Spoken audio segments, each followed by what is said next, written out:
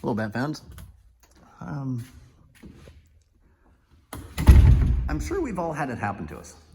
We buy a vehicle, we get it home, we start driving it or get it moved up onto jack stands, and you get underneath it and it's just sort of like, whoa, I wish the seller would have told me about this or that. Or anyways, we've all been there. So I thought it'd be fun to do a little video of all the stuff that I guess if I were to keep the car, all the stuff that I would eventually change.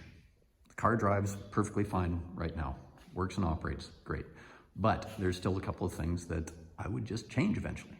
So let's get started.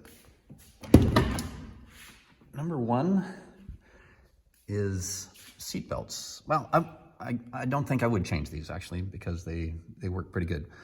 But I'm not sure if you can tell, but one of the previous owners put in new seat belts, and they have an inertia reel down here. So if you pull on the shoulder belt, it doesn't pull down because it's pulling this belt at an angle and it just jams up. So when I get into the car, I sort of manually lift this up and give myself lots of slack, buckle it up, and then let it back down again. Not a big deal, but just something to be aware of. And if you have a passenger, and especially if they don't know the car, help them get in and buckle up for them. And when they're getting in or out, do not let them brace themselves on the door.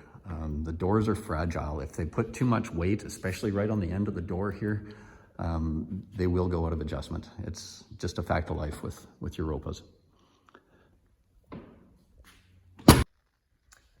Next, so when you turn the steering wheel to full lock, the front wheels rub right there, and that's on a little flexible panel. I'm not worried about it, but when you're driving it, it makes noise at full lock. Something just to be aware of. What else? Brakes. The brakes on this thing are amazing. It's a very simple system. It brakes straight. I've never had a single wheel lockup out of turn. Very effective, very linear, but it's still a single circuit braking system typical of the era. I would change it to a dual circuit system. It would be well worth the investment. Carter fuel pump, for my taste, it's a little noisy. I would change it to a faucet. The oil pressure at high ambient temperatures, high engine temperatures, it drops quite low on the gauge at idle. I'm not too worried about it, but again, just be aware of it. It will happen.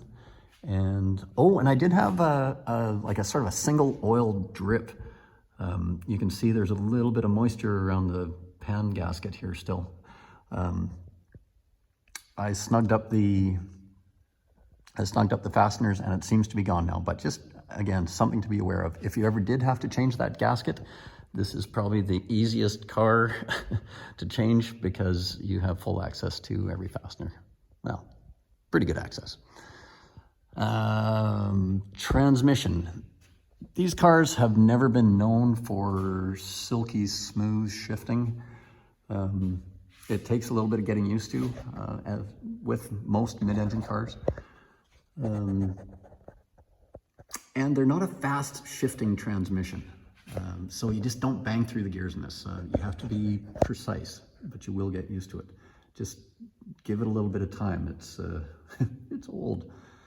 But probably the worst is from fourth to third. If you really push on it, you can get a crunch guaranteed.